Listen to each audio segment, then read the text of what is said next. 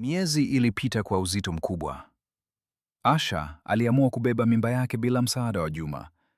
Alirudi kwa mama yake kijijini, akijisitiri kwenye mikono ya upendo wa mzazi. Usiku mmoja wa mvua kubwa, maumivu yalimshika ghafla. Mama, naumwa. Asha alilia kwa sauti dhaifu huku akishika tumbo lake. Waliharakisha kumpeleka hospitali ya wilaya. Madaktari walijitahidi kadri ya uwezo wao. Saa zikapita. Kilichosikika ni vilio vya uchungu na sauti za wauguzi wakikimbia huku na kule. Hatimaye kilisikika kilio cha mtoto mchanga.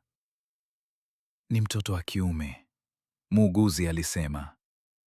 Lakini furaha hiyo haikudumu. Mwili wa Asha ulikuwa umechoka sana. Damu ilipotea nyingi kuliko kawaida. Dakika chache baadaye, mashine zikaanza kutoa sauti ya hatari. Mama yake Asha alishika mkono wa binti yake kwa nguvu.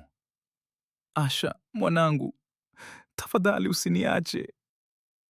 Lakini macho ya Asha yalifumba taratibu.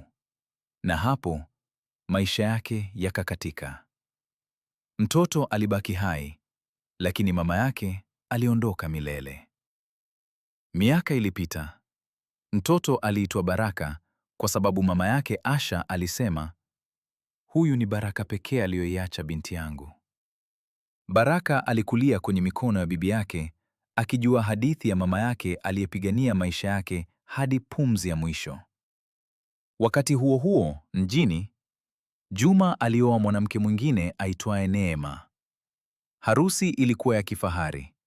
Watu walicheka, muziki ukapigwa, na maisha yakaendelea kana kwamba hakuna kilichowahi kutokea. Lakini mwaka wa kwanza wa ndoa ukapita, hakuna mtoto. Mwaka wa pili, kimya. Mwaka wa tatu, bado kimya. Vipimo vilifanyika. Madaktari wakasema kwa sauti ya kitaalamu lakini nzito, kuna changamoto ya uzazi. Juma alikaa kimya, moyo wake ukikumbuka maneno aliyomwambia Asha. Siwezi kuikubali hii mimba. Sasa alitamani hata kilio kimoja cha mtoto ndani ya nyumba yake. Lakini nyumba ilikuwa kimya. Na mbali kijijini, Baraka alikuwa anakuwa. Sura yake ikifanana sana na Juma, bila hata kumjua baba yake. Je, siku moja ukweli utaungana nao? Je, Juma atamtafuta mwanaye? Itaendelea.